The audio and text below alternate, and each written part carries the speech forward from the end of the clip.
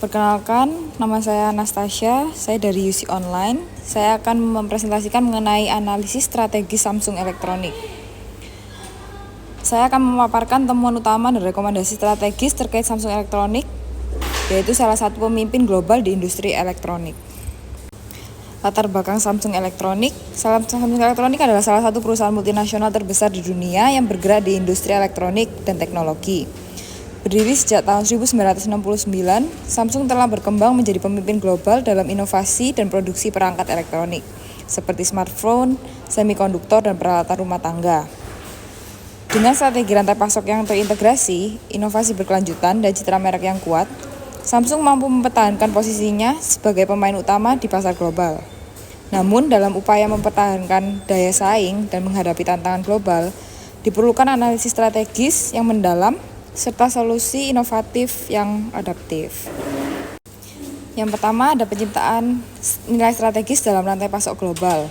Samsung Elektronik menciptakan nilai strategis melalui rantai pasok global yang sangat terintegrasi dan efisien. Ada 3 langkah utama yang mereka lakukan. Yang pertama adalah diversifikasi produksi. Samsung memiliki fasilitas manufaktur di Korea Selatan, Vietnam, dan Tiongkok. Ini memberikan fleksibilitas dalam produksi dan efisiensi biaya, sekaligus mengurangi resiko gangguan rantai pasok. Yang kedua, ada pengembangan teknologi internal.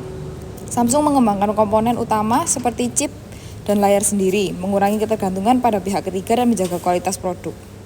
Yang ketiga ada distribusi global. Dengan jaringan distribusi yang luas, Samsung memastikan produknya mudah diakses di berbagai pasar, mempercepat penetrasi merek dan pengiriman produk. Yang kedua ada posisi perusahaan di pasar global dan dampaknya pada daya saing. Samsung adalah pemimpin pasar global dalam segmen smartphone, semikonduktor, dan perangkat rumah tangga. Keunggulan ini memperkuat daya saing mereka melalui 3 cara, yaitu inovasi berkelanjutan.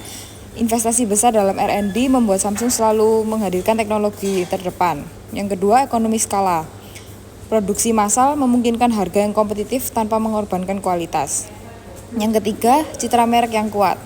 Reputasi Samsung atas kualitas dan inovasi memperkuat loyalitas pelanggan di seluruh dunia. Yang ketiga, ada tantangan utama yang dihadapi.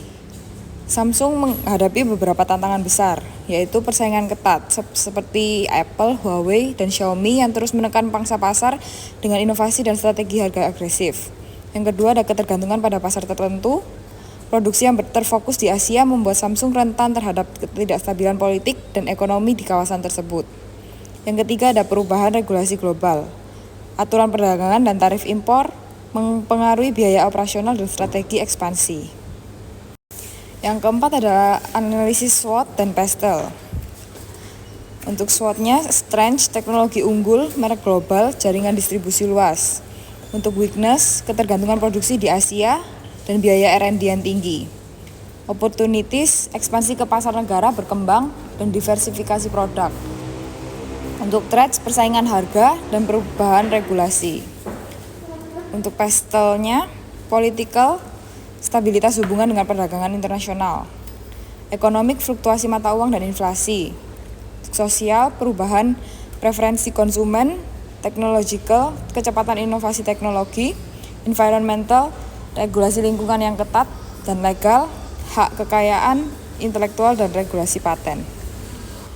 Yang kelima, solusi strategis. Untuk menghadapi tantangan dan memperkuat posisi global, Samsung dapat menerapkan strategi berikut.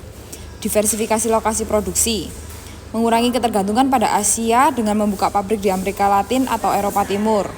Yang kedua, penguatan kemitraan global, bekerja sama dengan lebih banyak pemasok dan distributor lokal untuk meningkatkan efisiensi logistik. Yang ketiga, investasi dalam keberlanjutan, mengembangkan produk yang ramah lingkungan dan mengurangi jejak karbon dalam supply chain.